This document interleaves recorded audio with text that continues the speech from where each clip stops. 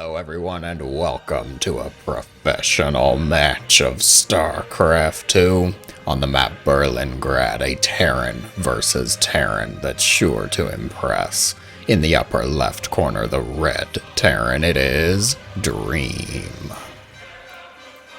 And his nightmare in the bottom right with the blue SCVs, none other than Maru. Dream versus Maru. Where will the buildings be built? This is Berlingrad. Special favorite of mine watching TVTs because of how vulnerable these cliffs are to tank pushes. Looks like both of these players going to opt to put their barracks a little farther away from that cliffside than some might. Dream actually going very far away. He might be trying to hide that.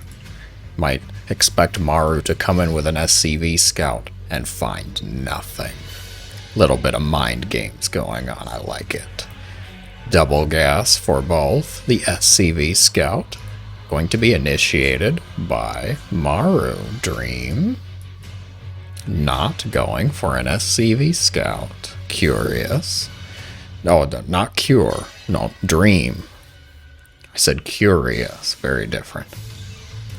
Reaper, Orbital, Depot, not going to be used to try and block off part of that employee entrance, just instead going to scout it. Maru comes into the base, finds no barracks. There's 2 gas though. Oh, he does find it. Okay, Dream with the factory gave it away. Factory being built for both players, neither one opting for a quick command center just yet. They want to get into that Reaper Hellion stage. Get safety. Terran versus Terran, I'm sure as many of you Terrans know. Reapers and Hellions are the name of the game for the first couple minutes at least. Dream doing his due diligence, neglecting to SCV scout, instead going to check for proxies. Maru, of course, a fan of proxies. Would not surprise me. Command centers for both now. Already on the way. Bit of a slower start. Nothing too explosive just yet. I feel obliged. I can say, how are you doing today? I hope you're having a good day. Couple Reapers. Starport. Maru get his starport? Not yet. It's a little bit of a deviation. Wonder why. What's in store? What is in Maru's noggin? There it is. Okay. Just a little bit delayed comparatively, but it doesn't mean too much. What is curious is the amount of Reapers that are being built by Mr. Maru here. 3 Reapers and 2 Hellions is the norm. That's standard. Dream opting to not go that far up, instead trying to get off that Cyclone a bit quicker. That is an option. You can absolutely do that. Try and cut out the Reaper Hellion, go into a siege tank, Cyclones, try and guarantee yourself a little bit of safety that way. It's much less mobile though. If the Reapers and the Hellions were to split, say some to the natural, some to the main, you might be in trouble if you're trying to follow 7 Reapers with a siege tank. We'll see. We'll see what actually happens. Raven number 1 going to be on the way. Maru opting to head out on the map. He's got plenty of Reapers and Hellions, but does he have any hope against this Dream? Cyclone locks onto the Hellion. Reapers jumping forward, trying to get access to that Cyclone, picking off Marines. They do get the Cyclone. Maru with the excellent pickoff, shutting down that initial tech choice from Dream. Not going for any SCVs though, instead just going to get the scout off. Be slightly annoying. Give that Hellion some air. Say, hey, I heard you asked for a raise. Here's your raise. Reaper grenade. Maru with his own Cyclone now. Losses amounting in favor of Dream. But, of course we have to factor in the emotional damage that was taken. Terran players, you tend to be vulnerable and hurts to be attacked, so Dream was the defender. Did he therefore take more emotional damage than Maru? the big questions we have to ask. Now we're switching into the Marines and the tanks, the 3rd CCs. Coming now. Going for that economic game. 1 Reaper makes it into the way of Maru's base, going to be met by a Cyclone and its missiles. Very quick end. How much did he get off for the scout, though? Saw the lack of the 4th gas at that second, made his way up to the main base, sees the tech lab starport, so you know, probably Ravens. Oh, excellent spot by this Marine here, chasing Steve, the SCV, out of the work zone. Ravens and Hellions going to be responding. Oh man, this poor SCV. He was going to his job. That was not his work zone. A bit of a grisly end, a gruesome death for the poor Marine there. Vikings, extra racks, now extra factories for Dream, though.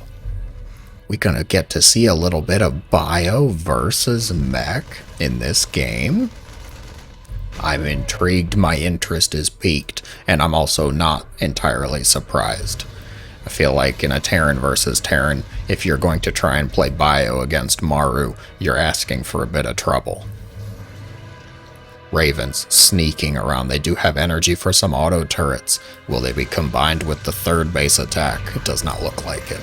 Auto turrets engaged into the main base as well. Vikings a little bit slow to respond. They lack the vision on their peripheral side. The Ravens were able to escape, and the SCVs, boys, are pulled. Get out your knives and your shanks, boys. We got auto turrets to slay. Stimpack 1-1 on the way for Maru. Dream's going to be a bit later since he's opting for the mech path. No surprise. Air superiority does go to Maru right now, but all 4 Vikings aren't together. Dreams are all here. Siege tanks pick off the refinery. Marine's going to gun down the most evil of forces, the spotter depot. So now, where do we stand, guys? Maru's just roaming the map. He's got everything in one big army ball. Would love to see Dream be able to split off a couple things. Maybe some Vikings for harassment, Ravens for auto turrets, but I'm not sure. Not sure it's actually a good idea. Going mech forces, you need everything to be kind of together. And interference matrix is a real risk here. Stim Marines moving forward up against the auto turrets and the siege tanks. Maru's tanks are in a good spot, able to shell away at Dream's tanks. Viking war, interference matrix on a Viking. Is it desperation or genius? Who knows? We don't know that at this time. The scouting barracks replaces the depot. Promotion. Or punishment. Barracks, you go sit over there. If he loses that barracks, I'm not actually sure he can make more factories. Might be a little bit of a risk.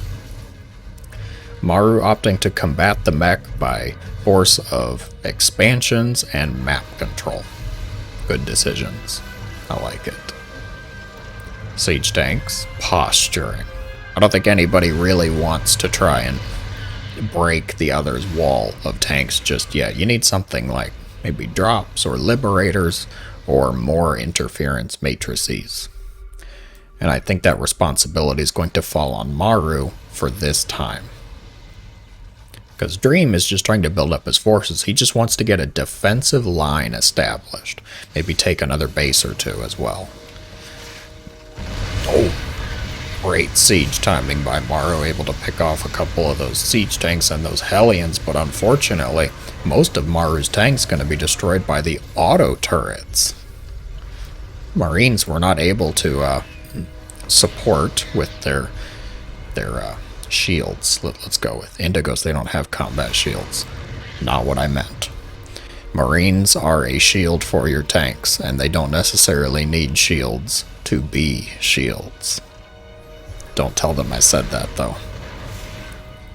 Vikings chasing down Dream's Vikings. With air superiority, you can do crazy moves like this because Dream not learning the lesson of the Gold League does not have missile turrets everywhere.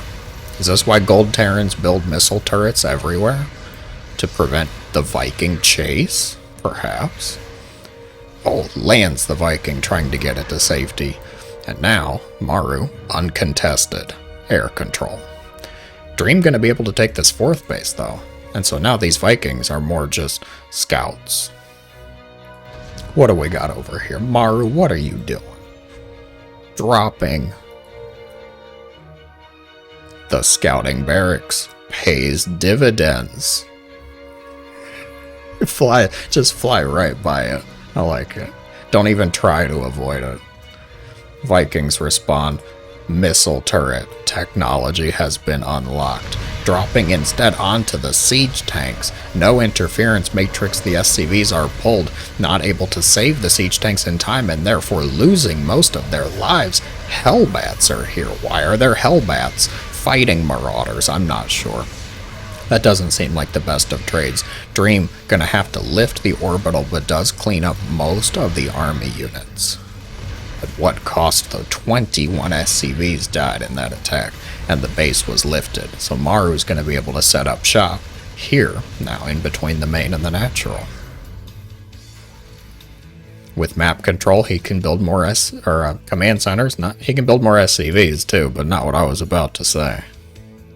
He's already at 84 SCVs and took 21 away from Dream. Planetary Fortress, does he know about this?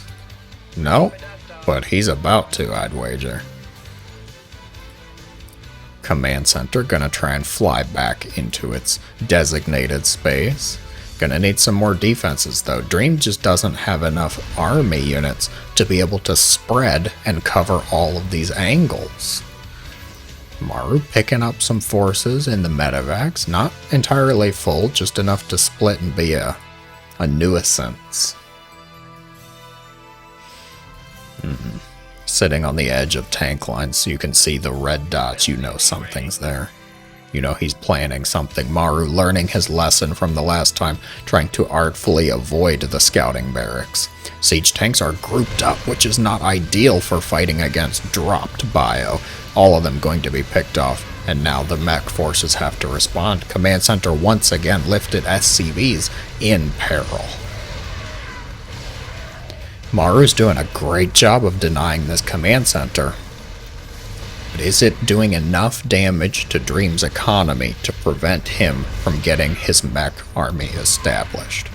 With more mech forces, Dream would be able to secure the bases, get his economy set up, and then start to move out on the map.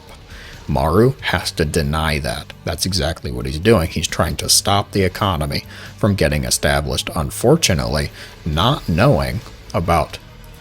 Well, he does know, but he didn't try and stop it. So, I feel like splitting off a couple tanks, maybe some bioforces, would be beneficial.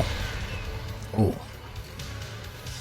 Do not want to be the Marine sent into no man's land there. That's why we dug trenches back in the day, right? This force makes its way up against the sensor turret, the missile, sensor tower missile turret combination. Going to be rebuilt by Dream. Just not able to take this base. And Maru taking more bases on his side of the map. Oh, Liberator technology unlocked. That is a good play. Able to break some of these tank lines if you can secure your air control. Unfortunately, air control going to be taken by Maru right there, including drops onto the siege tanks and Hellbats. You wouldn't think dropping onto Hellbats would be such a good idea, but here we are. Most of the army forces are broken for both players. Was the command center destroyed? Yes, it was. The orbital command was torched as well. That's a big win. Resources not showing such a big win, though. Who knows what I'm talking about? Don't listen to me. What do I know? The numbers don't lie, right? That's actually really interesting, I think, for how much damage it feels Maru has done. How many losses the Dream has incurred. Not actually that far ahead. He's ahead in the economy side of things. He's got 5 bases, 84 workers, full-blown production here, and going for ranged liberators. That's a good move. Don't see it too often, not as often as you probably should. Siege tanks picking off. Siege tanks, a sad day. When tank must fight tank. So now, Maru almost kind of letting Dream come out of his base a little bit, it feels. Dream able to build that command center on location, have some siege tanks in the middle of the map. +3 attack, just about done for the mech forces. Where's the armor? Does the armor even matter? Not necessarily. The Marauders are a little bit of a problem. The scouting barracks. Does he? No, he doesn't. He doesn't scout it. Oh. Viking counts, what are we looking at? 14-6. Heavily in favor of Maru. And that air control is going to become very relevant very quickly with advanced ballistics finishing for those liberators. The neighborhood is going downhill, can't you agree? Liberator setting up, not even going to matter. Siege tanks able to take out those siege tanks. Marines, not very bright Marines walking forward into siege tank fire. The scouting barracks still doing its job at the 16-minute mark. You wouldn't expect that. Liberator range is revealed. You can tell because of the color of the shot. Shot changes to a blue graphic once those advanced ballistics are researched. The heroic barracks is going to fall in. Liberator freedom zones set up all across the mech army here. Thors and siege tanks going to be denied. Hellions getting some nice damage done in the mineral line though. Maru taking a bit of an SCV loss, but Dream taking a bit of an army loss. And of course we cannot forget the loss of the barracks. More Hellions wrapping around. Can they get some damage done?